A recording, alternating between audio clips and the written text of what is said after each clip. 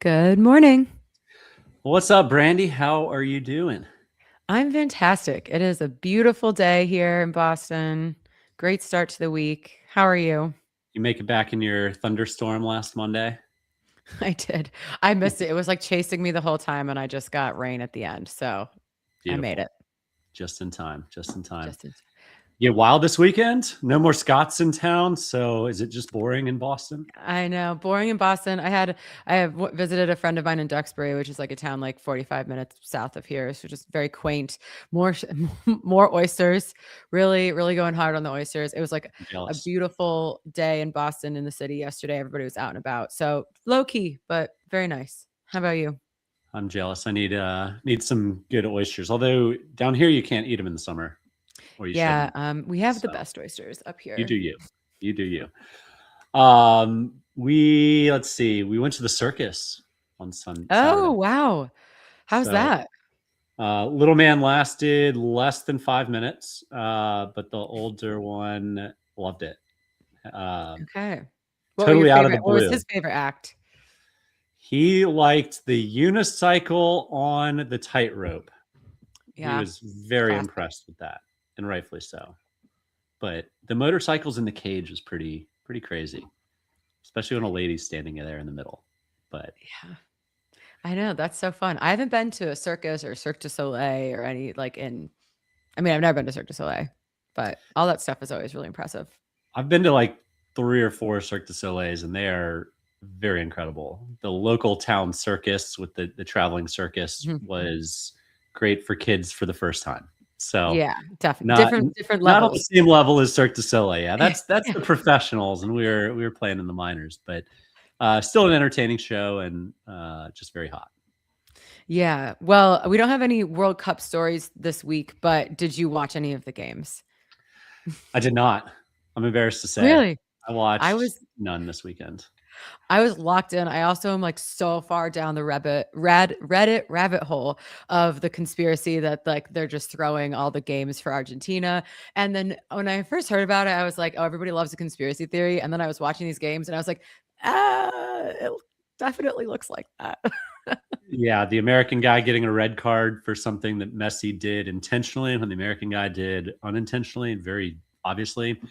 Uh, Yeah. The Egypt, yeah, I I, mean, you have to assume refs know who the organization wants to win. And just that bias alone is probably enough. But I mean, FIFA's so hilariously corrupt. I was like, ironically, there's probably some money getting deposited into a Swiss bank account tonight after the Switzerland Argentina game. But it's so fun. I thought the Norway game, like just Norway and Switzerland even being in that position against like these bigger teams, I thought was so cool to watch. And it's just a lot of fun. I've noticed so many more people getting into it, like that never were into soccer before. So it's very, very, very fun.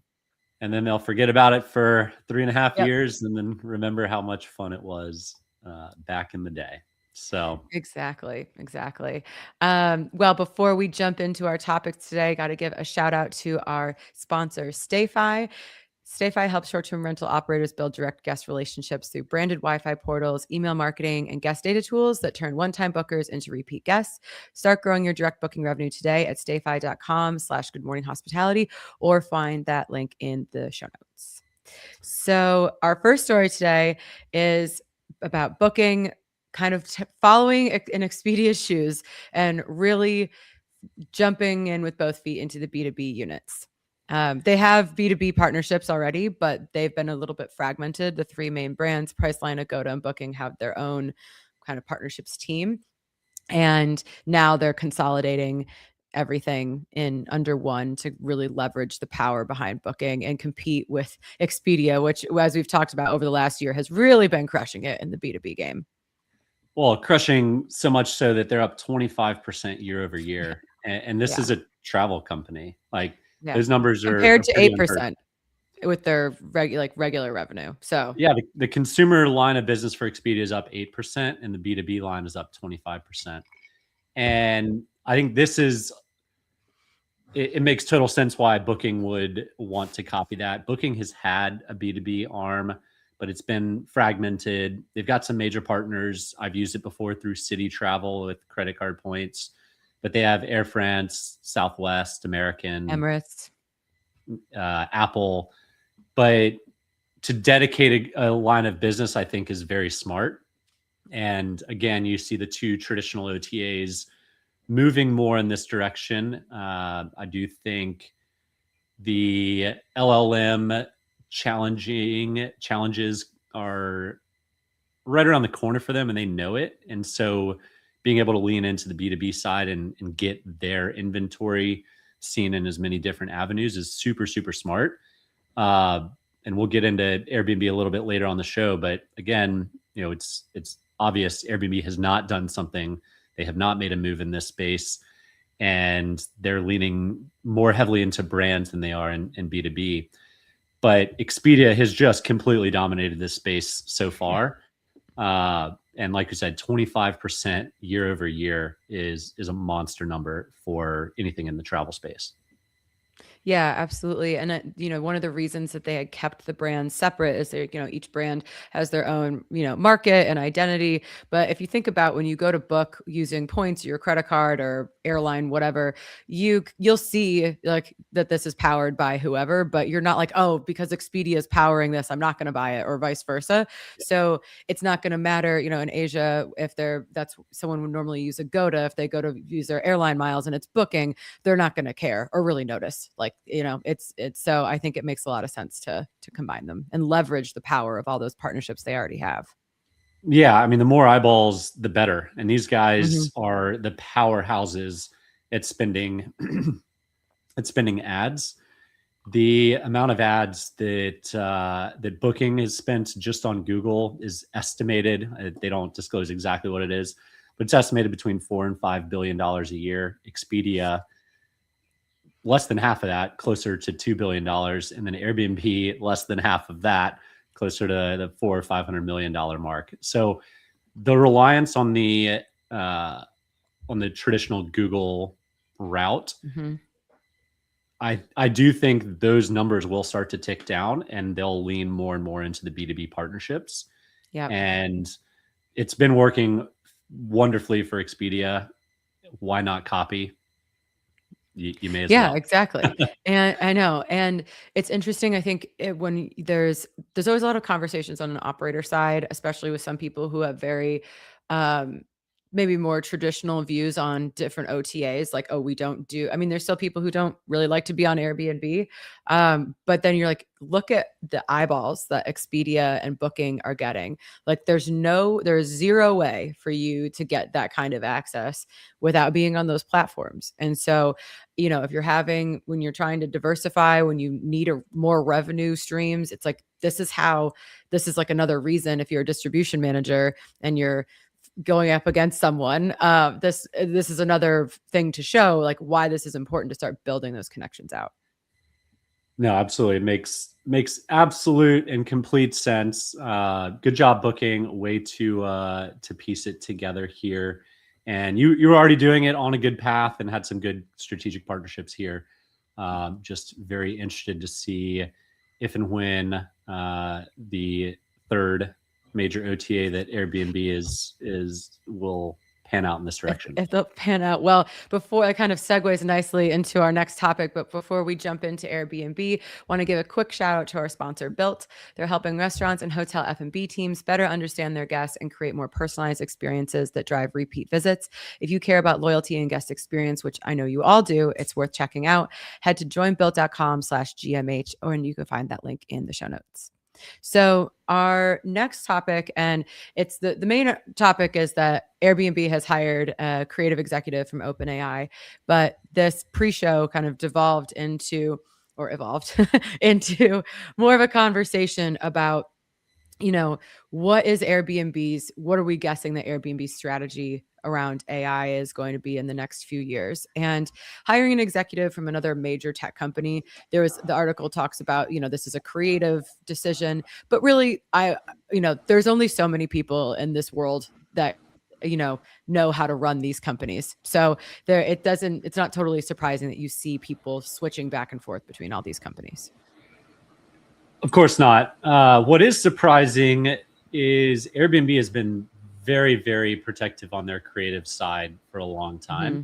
So to bring in an executive on the creative side is an interesting move, especially coming from the OpenAI world. And it's public that Brian is good friends with Sam Altman, or at least strong, close business acquaintances with him. I don't know if I agree with the route that Airbnb is taking, in that they're going to build their own better experience and do it completely outside of the LLMs. And again, for context, Expedia and Booking have apps built into ChatGPT. Airbnb chose not to do that. So they think that they can build a better experience on the travel side. And honestly, they probably can, but then you're not embedded deeply into where people are searching. So then you have to rely that much more on brand to win, which they've done a fantastic job over the years. But I think the brand is starting to get a little muddy from just homes to now hotels and experiences and services. So, you ask anybody about Airbnb and they're going to just think vacation homes, which is great. They've done an excellent job of branding. But if you think people are going to go to Airbnb looking for a hotel, they've got many billions of dollars to spend to kind of land that home with travelers. Yeah, and I think it's starting to look maybe a little bit like a case of someone who has the lead and then just kind of assumes that is permanent. And, right now, you have a lot of travelers and even many, many hosts that are very committed and secure within the Airbnb ecosystem. But to assume that is a forever state is, I don't think, the smartest strategy.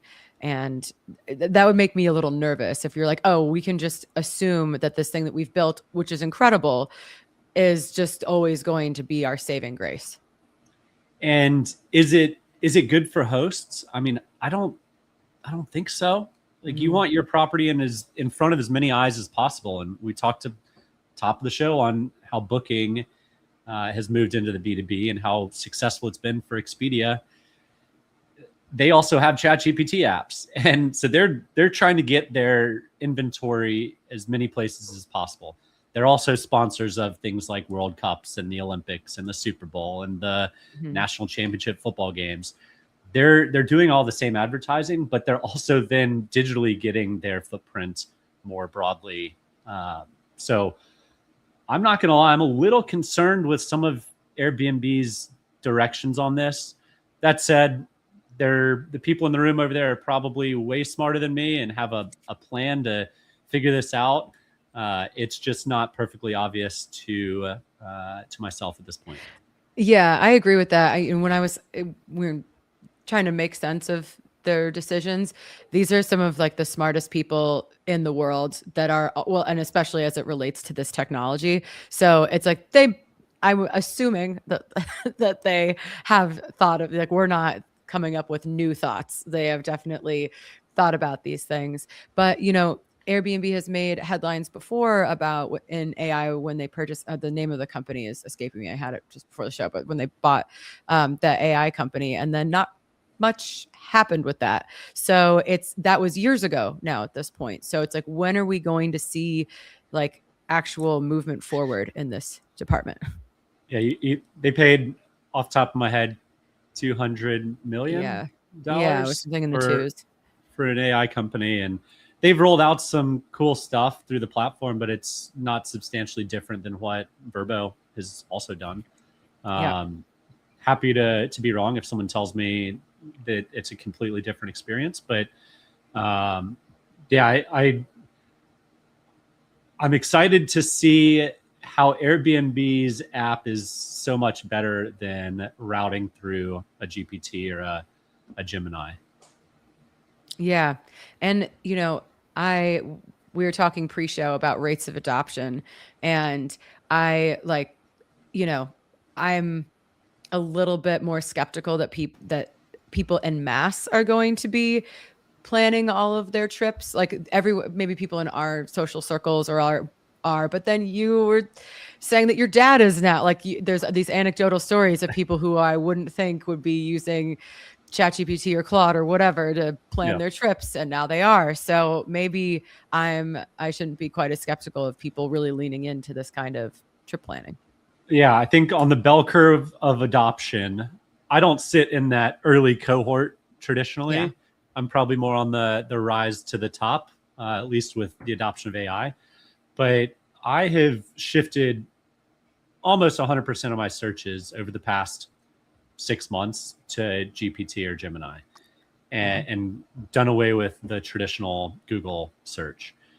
And you're referencing a chat we had before we went live. My dad is almost 70 years old, not very tech adoptive or savvy. And he totally surprised me. He's got a trip planned this fall to Europe. And he's like, oh, I went on ChatGPT. It really helped me like figure out where to go and how long it's going to take me and my itineraries. And I was like, wow, that is 2 years ahead of schedule than I was predicting. Right. So and does he use the Airbnb app? You know what I mean? Like, did he just skip that whole using the OTA's own app and just went right to trip planning in ChatGPT? Because that's pretty crazy. He's the demographic that's a Vrbo guy. Yep. He booked his Vrbo in Rome, and that's where he's going to be based, and figuring out day trips, chatting with ChatGPT. So it's been a wild transformation here. So I think the adoption of this is a lot more compressed than the adoption of the internet. We saw that take a decade. Yeah. And then even then another decade for all the apps to be built on top of it. But people are building wrappers left and right on top of GPT, and then GPT releases a new model that's even better and even better. And you can see the increases of these like so substantially. And I bring that up because it's going to be tough for Airbnb to keep up with how good the LLMs are. Yeah, they have all their might focused on improving Claude or GPT or whatever it is. And then Airbnb, that's a segment of their bigger company. And all the talent, I mean, is at those other companies, right? Not saying that there aren't talented people working at Airbnb, but OpenAI is paying top dollar for the best people. So, it's a really interesting move. I mean, we'll see what this new creative executive comes in and does, and maybe we'll start to see their impact. Yeah. And I wish Jamie were here because he would fact check me, but I'm going to finger to the wind this. Roughly 80%, 70-80% of properties on Airbnb are exclusive to Airbnb. They're just on the platform.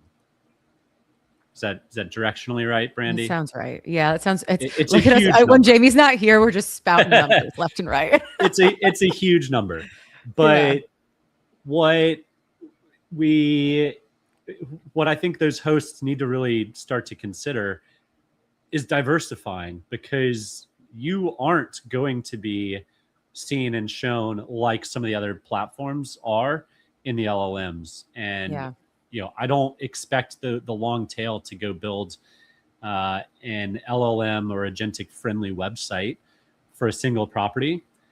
I bet that time will come, but we are probably a ways off from that. Yeah. But if you're going to be exclusive to Airbnb, you need to know where they're going to be distributing your properties. I would much rather my single property be able to be found on American Express's travel site and Citi's travel site and Chase's travel site, and on Delta, you book a flight and then you get prompted to go book a vacation rental. I think that the more the individual host learns about where the properties are, they're gonna have to learn how to diversify. Well, unfortunately, that's probably going to come in the form of an expensive reality check. Like there's going to come a point in the next couple of years where we see maybe this redistribution of market share amongst the OTAs. And if you've really anchored into Airbnb, we started to see that in the last couple of years post-COVID, when people were like, oh, we're not making 2021 numbers. It's like, yeah, there's a reality to just being in that one ecosystem. Yeah. And if you're in the right market with the right property and the right number of reviews, Airbnb's been fantastic for you for a long time. And you haven't really needed the pain or the struggle of being on multi-channels. Yeah. But that said, it's not that hard to be on multi-channels, and it's also only going to save you in the future. So if you're listening, I know our audience is more on the professionally managed side, but if you're a long tail individual host only on Airbnb, look long and hard at the distribution channels, because even though they can probably still drive you a substantial amount of traffic, it's going to be good to diversify. Yeah, build that base now, Well, our last article today I thought was so interesting, and this is about the great wealth transfer. And I think a lot of us have heard about this topic, especially I feel like in the last couple of months, I've seen so many articles running around about this. But basically, as the aging generation ages out, they are going to leave at a huge amount of money. And this article that came from Visa is saying that there's a little bit of a reality check coming to this. And, going through, it's not this, it's not like there's just like trillions and trillions of dollars that's just directly going to people, right? There's taxes. They talk about paying off debts, things of that nature. And there's been a lot of talk, at least in my LinkedIn feed, that this is going to be like the biggest thing to the travel industry, but there is a little bit of a reality check to that. So a lot of this money is going already to a subset of people that have a lot of money. And that's not surprising. That's, if you were to think about who has all these investments, who's helping buy their kids' homes, it's already affluent people. They're going to spend money on vacations, but there isn't going to be this distribution across all of the, like the budget motel isn't going to benefit as much as the luxury hotel, I think, in this scenario. No, 100%. And the numbers that Visa distills down, it's like $93 trillion of assets is held by the boomers. And once you take away taxes, charitable contributions, mortgages, other debts, it whittles down pretty quickly to 36 trillion. Now, that's still an insanely massive amount of money. But then you distill that down even further, and they estimate about 3.2% of that is going to go into the travel space. But 3.2% of that, again, massive amount of money. It's estimated to be somewhere in the $800 billion over a span of something like 10 years. So that's a lot of net new money that's going to be dedicated to travel on top of what's already in travel. And I think the K-shape that we're seeing in the luxury side is only going to be exacerbated. The other interesting piece that the Visa study doesn't share, and I'd be curious to know, a lot of second homes are owned by the boomer generation. Mm-hmm. When they pass, our generation, millennials and younger, don't love being tied down to going to the same place every year for vacation, or the same place 4 or 5 times a year. So are all these homes going to be sold, which ultimately drives down the price of everything, of owning the home, and then drives down the price of staying in the home. So it could be a great benefit to the affordability of travel for that middle section of the space. Sorry, go ahead. Unless our generation decides to hold on to those assets. Yeah, I was thinking about this a little bit differently, in that, like, if you had a family place that you will go to all the time and you don't want to go there, then you might put that property into a property management program with an operator. And then you're like, okay, we get our like 1 or 2 weeks a year, and then we're still getting all this income. We don't have to, maybe that house is paid off or close to paid off. I think it kind of maybe depends on the house and the market that they're in. If they're in a market that's a good vacation rental market, this might be a benefit to property managers, where now you have people that are like, actually, I would just rather get my occasional use and have an income stream that is predictable, more or less. I don't know. I mean, the flip side of that is tools and technology have made it to where, and then also all of our algorithms say like you can make millions of dollars being a Airbnb host, right? Yeah. So They do that for 1 or 2 years, almost get divorced, put it into a program. No, you're right. You're right. Yeah, there is a cycle there. I can do this on my own. It's fine. And then you're dealing with calls at 2 a.m. on every single Friday from neighbors that are upset. But I do maybe call it optimism, but I'm optimistic that prices can potentially come down. I don't think they're coming down anytime soon. But as the great transfer of wealth kicks in, whenever that kicks in, I guess over the next 20 years, I do see compression in pricing starting to happen. Yeah. Well, I think an interesting part of this is that the inheritance isn't happening all at once, right? We were talking about, parents helping kids buy homes, and kids like they're our age, like fully grown adults. You're not that young anymore, Brandy. Sorry. I know. Oh, so, but it's like instead of getting your inheritance 25 years from now when your parents pass, like they're like, hey, we'll help buy this house. Or one of these things I thought was really funny is the skip generation vacation, where the grandparents take the kids on nice vacations and you as the parent don't get to come. Yeah, that's wild. I'm like, wait. Don't ever remember doing that growing up. No, I never didn't got do that. No, definitely didn't do that. But I think that also speaks to these different, like the boomer generation is just such an interesting generation, like in history. There's so much money concentrated there right now. So it's really, for many years, there's all this talk about like how millennials, like our spending habits, and now Gen Z, poor Gen X, just like not included in anything. But now I think it's really like the spending power right now is with all the boomers. Like, what are you doing with all this cash? And a lot of, instead of keeping it till the very end, it seems that there is at least a subsection that are helping, pass it down earlier. Yep. Well, I guess the travel is always cyclical, but as long as you're positioned well, the next 20 years look to be pretty solid for travel. That's the TLDR of the article. Yeah. Which is great. I feel like there's been, understandably a lot of anxiety in the last like year and a half about the state of travel. And so it's nice to see some positive news about what's coming our way. Awesome. Well, you got a big week coming up. Yeah, actually I'm about to, on Thursday, I'm converting my home base from Boston to the Adirondacks for a month. So I'll be flying from work trips from Albany, but I'm going to be basing myself in Central Adirondacks for about a month.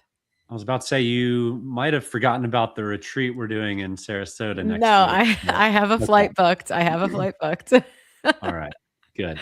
Well, I look forward to seeing you then. We will be doing a pre-recorded episode this coming Monday because Brandy and I will be down in Sarasota for a little bit of a retreat along with 20-something other people. Should be a good time, but we'll learn a lot and have, I'm sure, tons to talk about on the backside of it. Yeah, absolutely. There's definitely interesting people. I can't wait to see what nuggets come out of there. Mike Nord has the best comment here. As a Gen Xer, we were thoroughly entertained by the rest of y'all. Yeah, that's good. You could just sit back with your popcorn and relax. Sandwiched in between and just laughing at us all. So yeah, thanks, Mike. Exactly. Well, thanks everyone for tuning in, Mike and Paul, as always. And for everybody listening on the downloads, thank you for listening later. And we will see you all next week.